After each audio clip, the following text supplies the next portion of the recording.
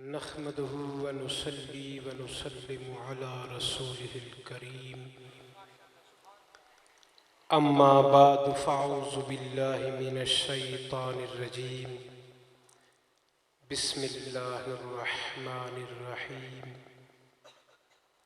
व रफ़अना लका ज़िक्रक सदक़ल्लाहु मौलानल अज़ीम व सदक़ रसूलुन नबियुल करीमुल अमीन इन्नल्लाह व मलाइकतहु युसल्लूना अलन नबी या अय्युहल्लज़ीना आमनू सल्लू अलैहि व सल्लिमू तस्लीमा अल्लाहुम्मा सल्लि व सल्लिम अला सय्यिदिना व मौलाना मुहम्मद व अला आलि सय्यिदिना व अस्हाबि सय्यिदिना व अज़वाजि सय्यिदिना व मौलाना मुहम्मद बारिक सल्लल्लाहु अलैहि वसल्लम। हम्दो सलात के बाद मेरे निहायत ही वाजिबुल एहतराम जमील उलमाए किराम सना खान मुस्तफ़ा सल्लल्लाहु अलैहि वसल्लम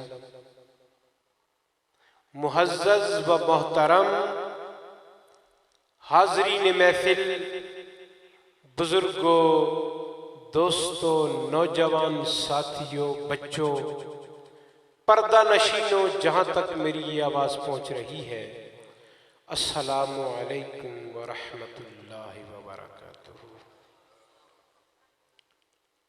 रब्बे कायनात का बेहद शुक्र व एहसान है कि उस मालिक के हकीकी ने अपने प्यारे महबूब वजहे तख्लीक़ कायनात अहमद मुज्तबा मुहम्मद मुस्तफ़ा सल्लल्लाहु अलैहि वसल्लम का उम्मती बनाया। उस प्यारे महबूब का उम्मती बनाया जिसके उम्मती बनने के लिए अंबिया अलैहिमुस्सलाम भी आरज़ूमंद थे। ये तो उस मालिक का बेपनाह करम है, फजल है कि आज पटन खुर्द के इस मकाम पर अजीम शान महफिले मीलादे मुस्तफ़ा सल्लल्लाहु अलैहि वसल्लम मुनहक्किद करके मेरे इन प्यारे दोस्तों ने हम सबको एक मौका फराहम किया है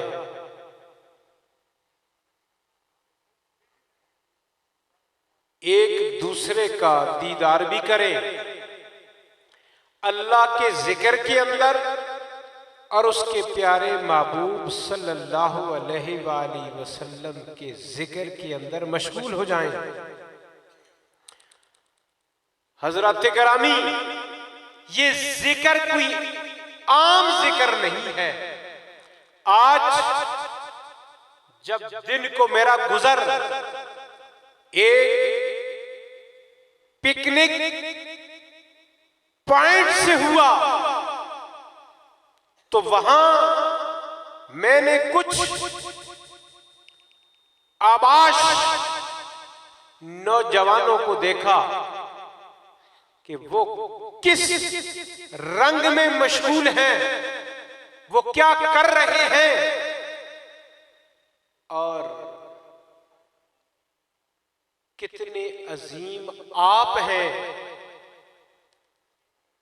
कि सरकार की महफिल को सजा के दरूदो सलाम की सदाओं से इस फजा को मुअत्तर करके अपनी बख्शिश का जरिया, बख्शिश का सबब बना रहे हैं और गुम्मदे खजरा से मेरे कमली वाले आका मुशाहिदा फरमा रहे हैं। कि मेरे गुलाम, मेरे उम्मती, मेरे प्यारे पटन के मरकजी मकाम पर, पारे खेतर के मकाम पर एक महफिल सजाई हुई है। उलमा कुरान अजीम की तिलावत, हदीस पाक, सरकार अलैहिस्सलाम के मिलादे पाक के, आपकी सीरत पाक के तस्करे कर रहे हैं। रब की रहमत इस महफिल पाक के अंदर बरस रही है और उसका फजल और उसका करम हमें मयस्सर हो रहा है। हजरत गिरामी, यही बात हमें कब्र की पहली मंजिल, पहली सीढ़ी पे काम आएगी। मैं हमेशा कहा करता हूं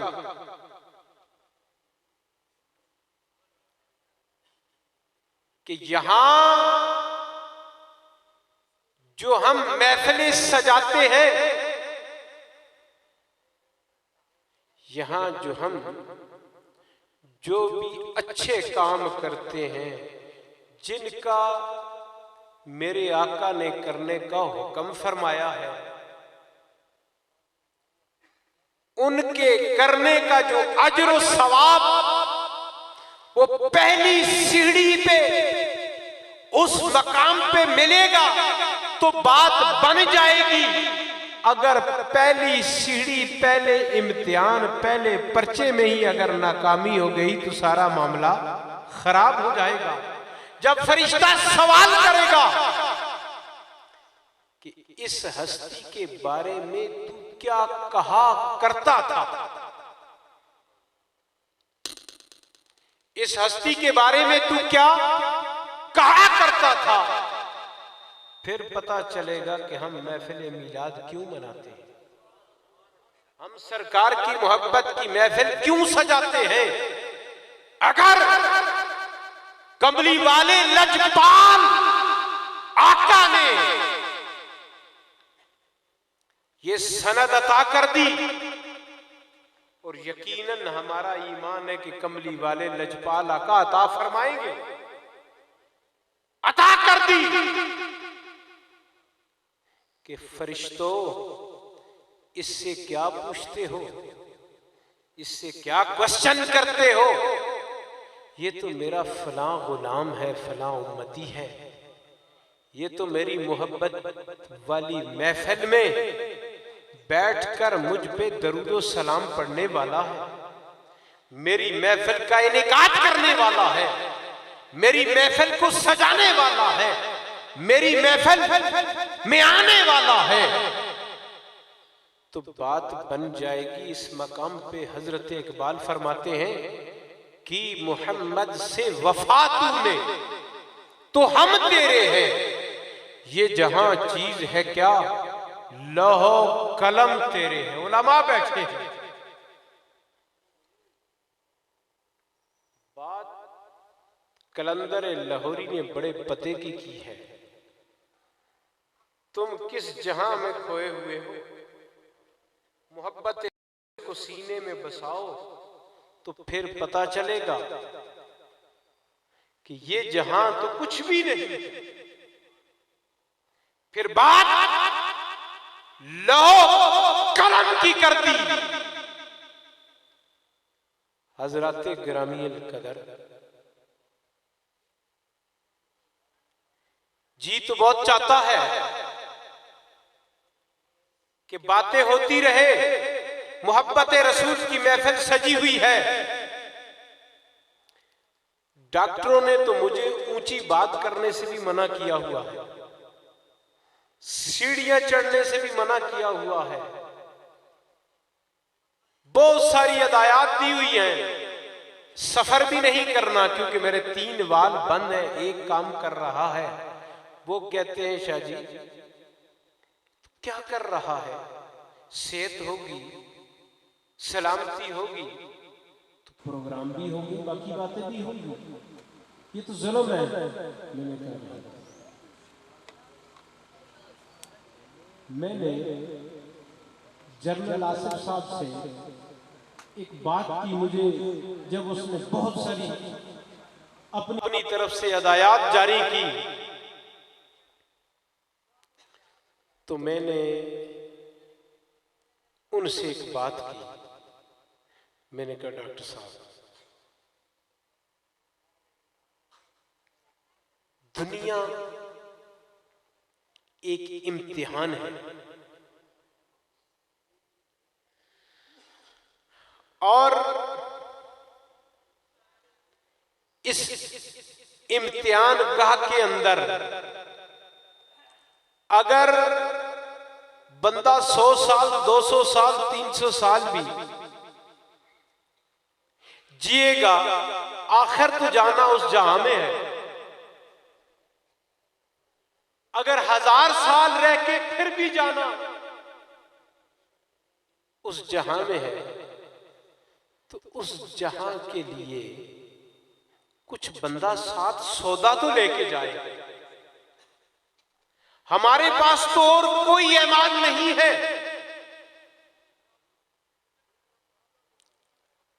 लेकिन एक बात का हम दावा करते हैं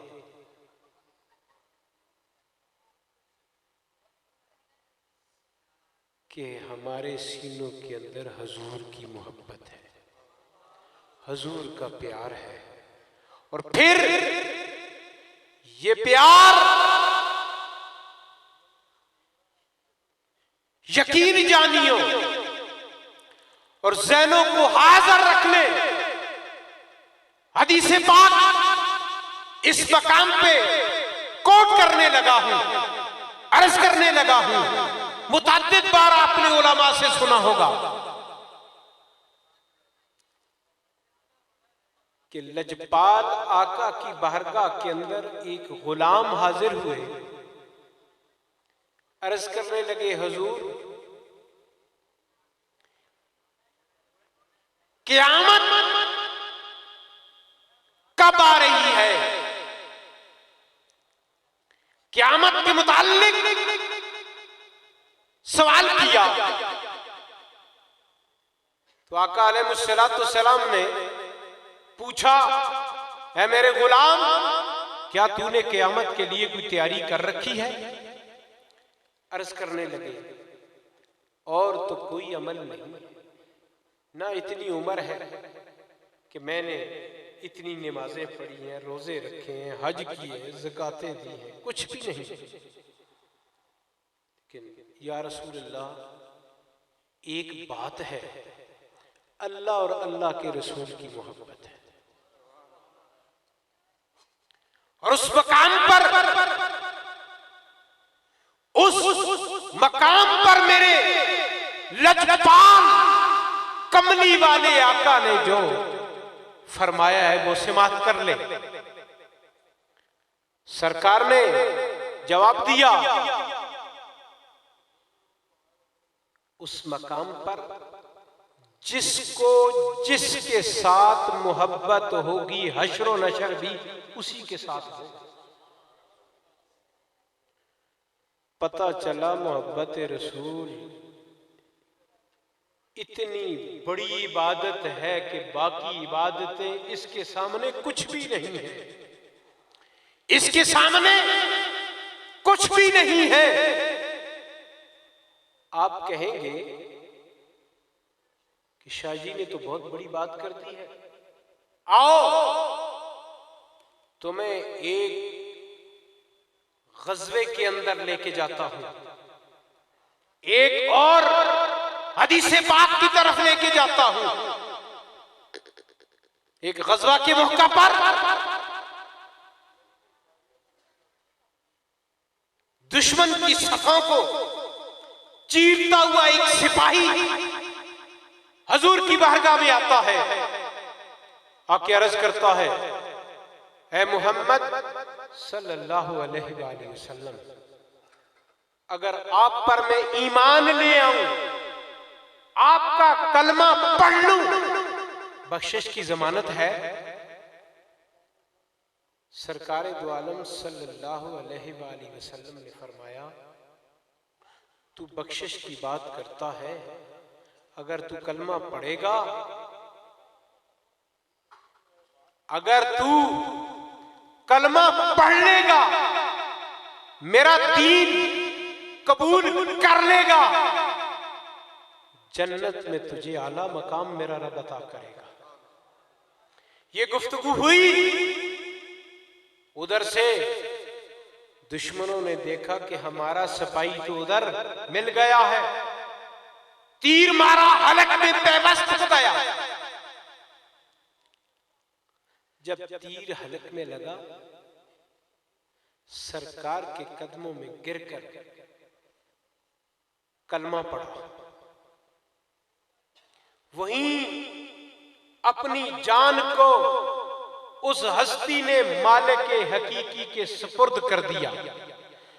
जब जान को हजूर के बारगाह के अंदर हाजिर होकर दिल से कलमा पढ़ा, मोहब्बत रसूल को सीने के अंदर बसाया, सरकार ने सनद दी। उसी मकाम पे हजरत जिब्राइल अमीन तशरीफ ले आए।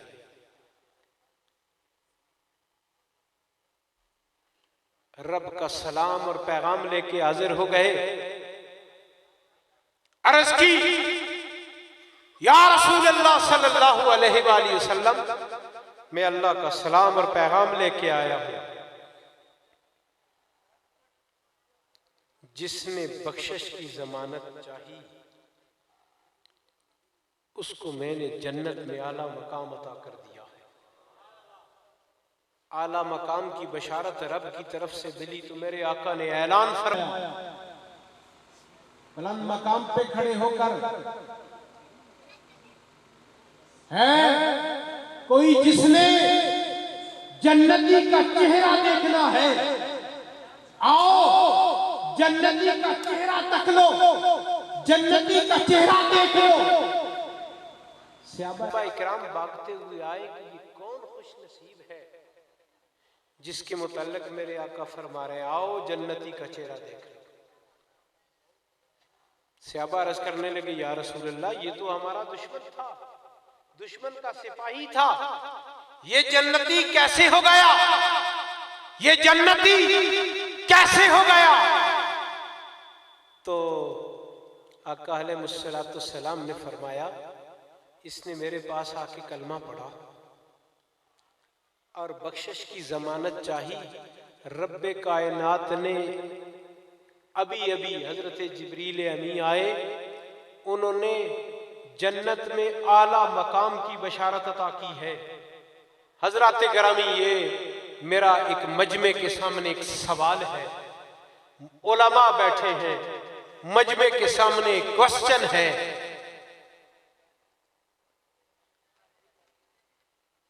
कि जिस हस्ती ने चेहरे वद्दुहा को देखा है ईमान की हालत में, कायनात के सारे आबिद, कायनात के सारे मुत्तकी, सारे वली, सारे गौस, सारे अब्दाल, सारे कलंदर औताद, बड़े बड़े मकाम वाले लोग एक मकाम पे जमा हो जाएं, कमली वाले आका के उस गुलाम के बराबर हो सकते हैं?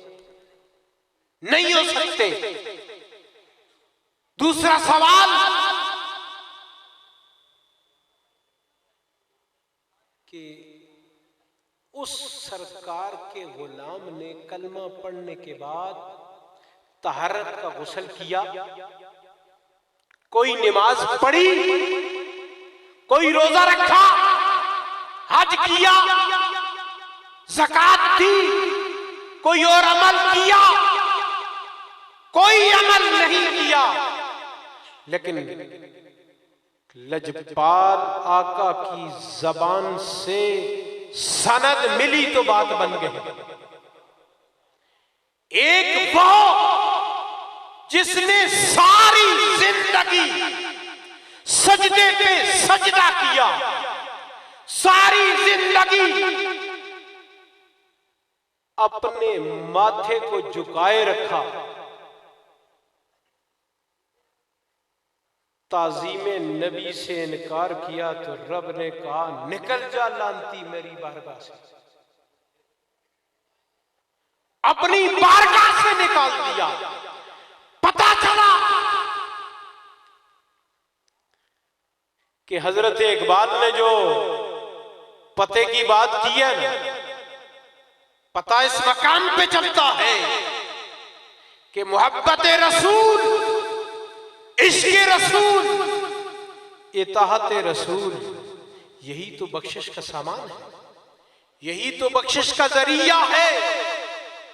और इलामा ने, मौलाना ने जाते हुए कहा कि सरकार की सीरत, हमसे बेहतर सरकार की सीरत कौन मनाता है।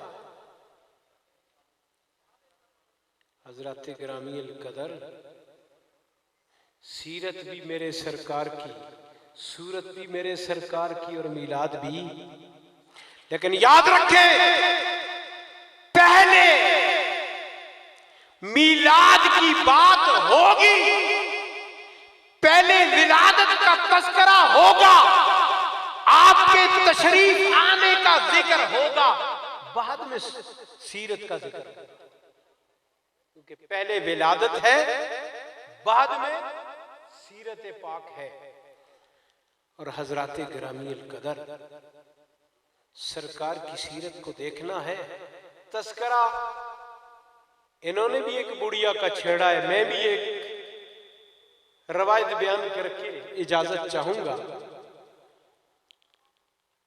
कि जब सरकार ने ऐलान नबुव्वत फरमाया, मक्का के अंदर फजा चेंज होने लगी, लोग कफार कुरैशी मक्का परेशान होने लग गए कि जो भी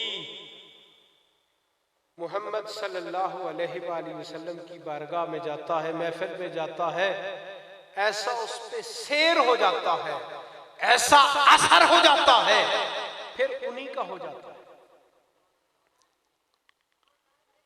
एक बुढ़िया ने अपने पोतों को, निवासों को, औलाद को जमा किया करके वाज़ो नसीहत की, कहा ख्याल करना, अपने बाप दादा का दीन न छोड़ना,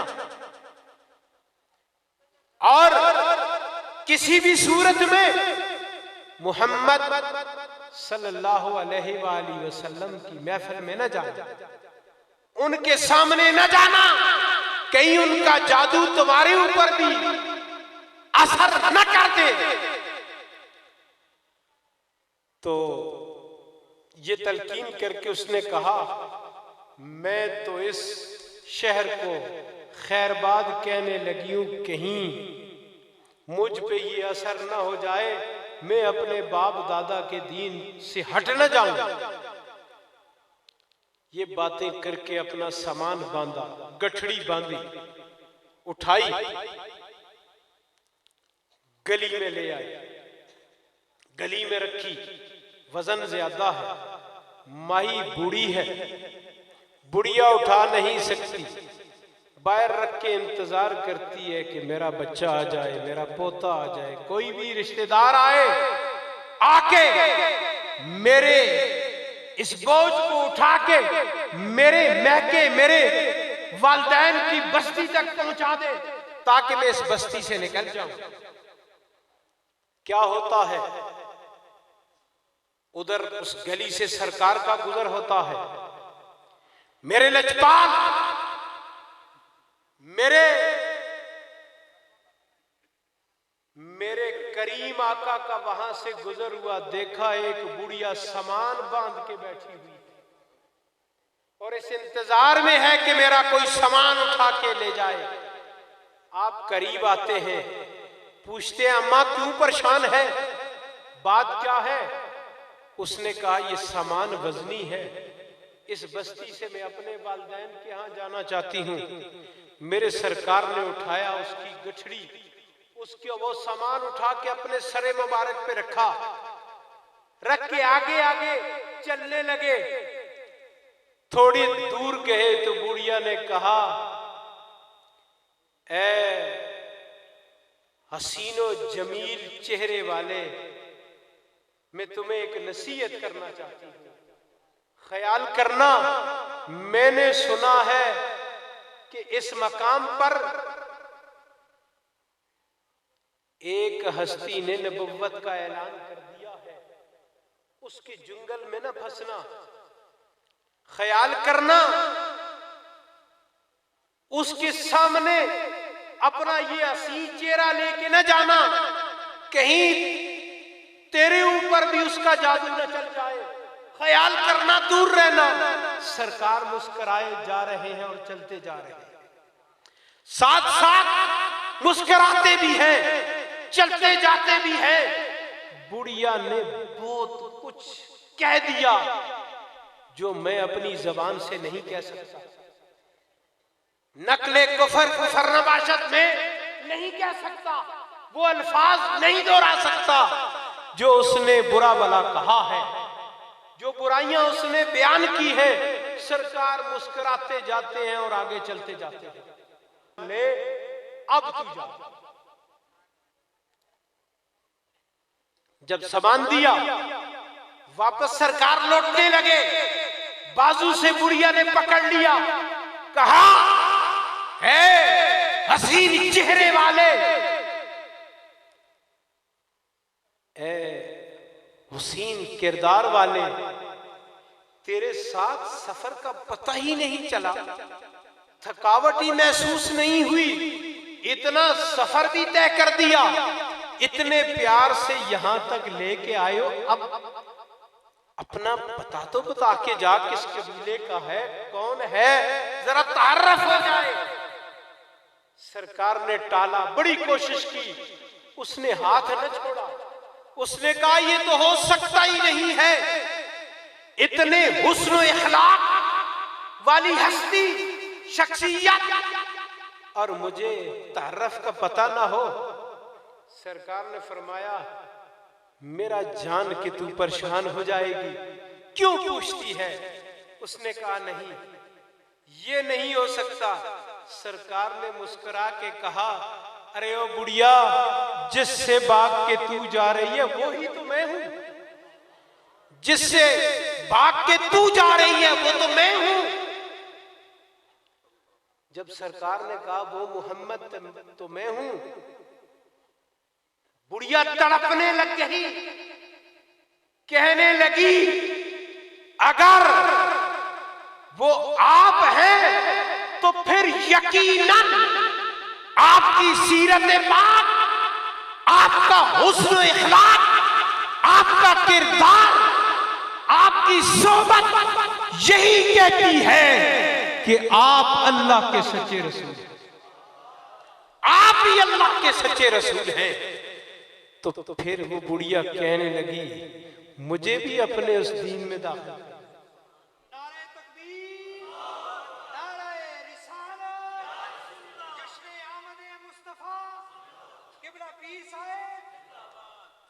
फिर होता क्या है, कलमा पढ़ती है। जब कलमा पढ़ा तो फिर ऐसी मोहब्बत, ऐसी तड़प आ गई, कहने लगी, या रसूल अल्लाह, अब मैं इधर नहीं जाने वाली, अब मैं इधर नहीं जाने वाली, अब मैं तो आपके साथ वापस जाऊंगी। सरकार ने फरमाया, अच्छा वापस जाना चाहती है? आपने फिर सामान उठाया, कदमों में गिर गई, या रसूल अल्लाह, ये कैसे हो सकता है कि आप मेरे आका, मैं आपकी गुलाम, आपकी उम्मती, और आप मेरा ये सामान उठाएंगे? आपने फरमाया, ए बुढ़िया, तू तो ज़ईफ है, तू ये वजन नहीं उठा सकती। सरकारे दो आलम सल्लल्लाहु अलैहि वसल्लम ने फिर वो उसकी गठड़ी, उसका सामान उठाया, वापस लेके आए। हजरत गरामी, हदीसे पाक तो बड़ी तवील है, लेकिन मुद्दा की बात करने लगा हूं। मेरे सरकार की सीरत पाक, मेरे सरकार का हुस्न इखलाक, किस किस पहलू की बात करूं। यकीन जानिए ये मोहब्बत वाले मजमे को देखकर मेरे अंदर भी जोश और करंट पैदा हो गया कि कुछ बातें कर जाऊं। यकीनन कुछ लोग ऊपर से वापस जा रहे थे। मैंने उनसे पूछा कि आप क्यों जा रहे हो? कहने लगे हम महफिल में आए थे, लेकिन अब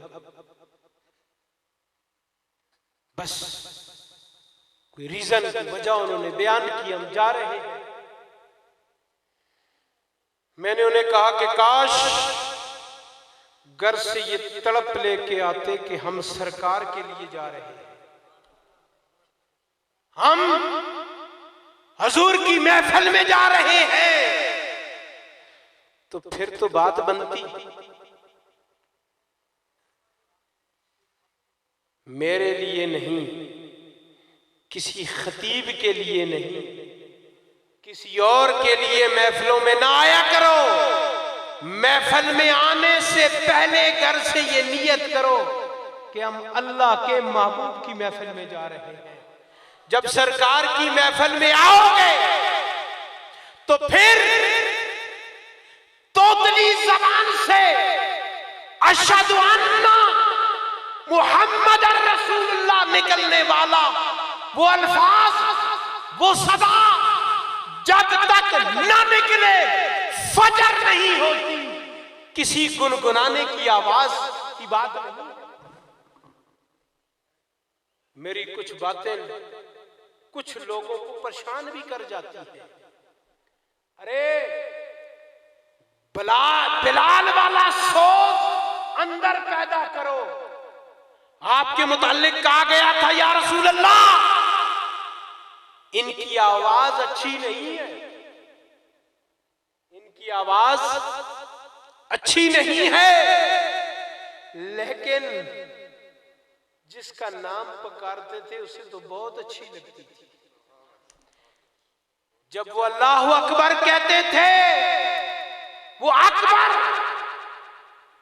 उसकी रहमत उस बलाल को घेरे में लपेट लेती थी। जब एतराज हुआ, जब एतराज हुआ तो आप रोने लग गए। जब आपके आंखों से आंसू आए तो फिर फजर तलू न, फिर फजर तलू न हुई तो यकीन जानिए आप जो महफिल में बैठे हैं, यकीन जानिए आप पूरा पूरा सौदा लेके जाएंगे, आप पूरा पूरा सामान लेके जाएंगे मोहब्बत रसूल का, इश्क़ रसूल का, और इस महफिल की बरकत को समेट के जाएंगे। मैंने अपने बच्चों को, अपने बरखुरदारों को, मुंतज़मीन को ये बात अपने अंदाज में कह दी है, बेटा फिक्र की बात नहीं है, परेशान होने की बात नहीं है। आपने ये महफिल अल्लाह की रजा के लिए सजाई है, अल्लाह की रजा के लिए मनाई है, हजूर की मोहब्बत में मनाई है। यकीन जानिए वो लजपाल, वो करीम आका गुम्मदे खजरा से मुशाहिदा कर रहे हैं, वो देख रहे हैं कि मेरे उम्मती पटन के मकाम पर क्या कर रहे हैं, मेरे उम्मती पटन के मकाम पर क्या कर रहे हैं। और जो जो जिस तरह का अमल करेगा, जो जो जिस तरह की मेहनत करेगा, जो जो जिस तरह का इसमें हिस्सा डालेगा, दायमे दिरमे सुखने कदमे, रब्बे कायनात उसके मुताबिक उसे अजर अता करेगा। और हजरत ग्रामील कदर आपके और लंगर के दरमियान अगर मैं ज्यादा, क्या टाइम हो गया जी? तकरीबन 12 बजने वाले होंगे, 12:45 हो गया है। माजरत चाहूंगा, टाइम बहुत ऊपर हो गया है। बातें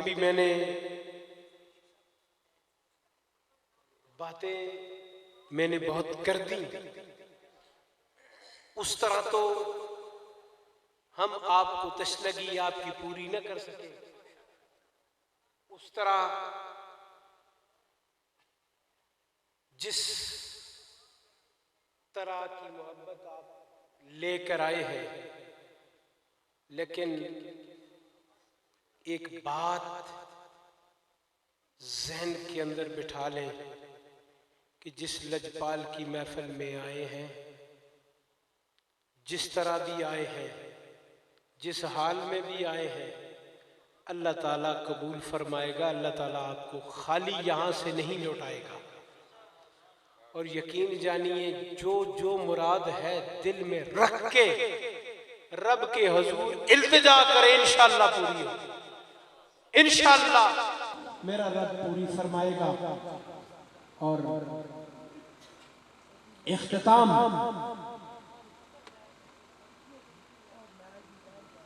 हजरत अली करबल्लाहु वजह करीम, आप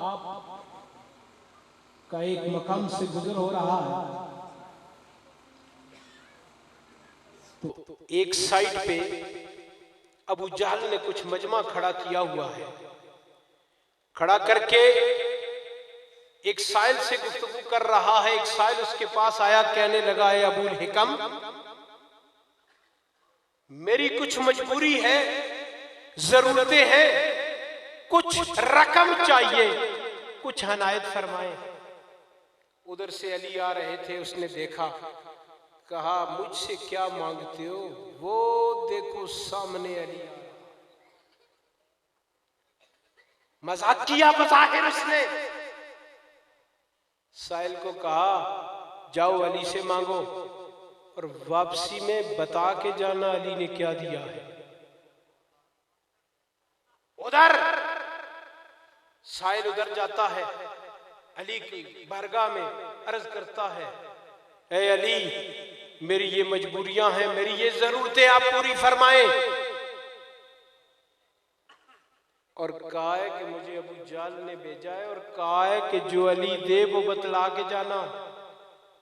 मौला कायनात ने इधर उधर देखा, इधर उधर देखा, जमीन की तरफ देखा तो चंद कंकरियां सामने पड़ी थी। उठाई, हथेली पे रखी, साहिल को कहा, मुट्ठी को बंद कर लो। और कहा, जाके अबू जाहल के सामने खोलना मुट्ठी को। बंदा परेशान हो गया। मांगे पैसे थे, दीनार, दिरहम, रियाल, दिए अली ने पत्थर। अब मैं उधर क्या जवाब दूंगा? अबूल हिकम को क्या कहूंगा कि अली ने मुझे पत्थर थमा दिए हैं? सर को नीचे करते हुए उधर गया, पूछा, बता क्या दिया है अली ने, क्या कहा है? जवाब नहीं दिया, मुंह से नहीं बोला। मुट्ठी खोली, जब मुट्ठी खुली तो देखा वो तो मोती थे, वो तो हीरे थे। साहिल भी परेशान, अबू जाल भी परेशान। अबू जाल ने कहा, ये तो ऐसे मोती हैं कि अरब का जोहरी इनकी कीमत तो अदा करने से कासिर नहीं कर सकता। अबू जाल हजरत अली के करीब गया, कहने लगा, अली बता, तू कौन सा जादू जानता है, कौन सा शेर, कौन सा अमल जानता है जिससे तूने पत्थरों को मोती बना दिया है? अरे मेरे मौलाए कायनात के उस जवाब को सुन लो। आपने फरमाया, ए अबू जाल, मैं कोई जादू वादू नहीं जानता। उसने कहा, नहीं, कोई तो बात है जो तुमने हमसे छुपा रखी है। आपने फरमाया, फिर दिल को थाम ले, सुनना चाहता है कि मेरे पास क्या अमल है, किससे मैं पत्थरों को हीरे और मोती बनाता हूं। अली ने कहा, मैं अपने महबूब पे दरूद व सलाम पढ़ता हूं। दरूद पढ़ता हूं जिसकी वजह से, जिसकी बरकत से रब पत्थरों को मोती बना देता है। आपने भी मोती और हीरा बनना है तो खड़े हो जाएं, दरूद और सलाम पढ़ते हैं और उसी में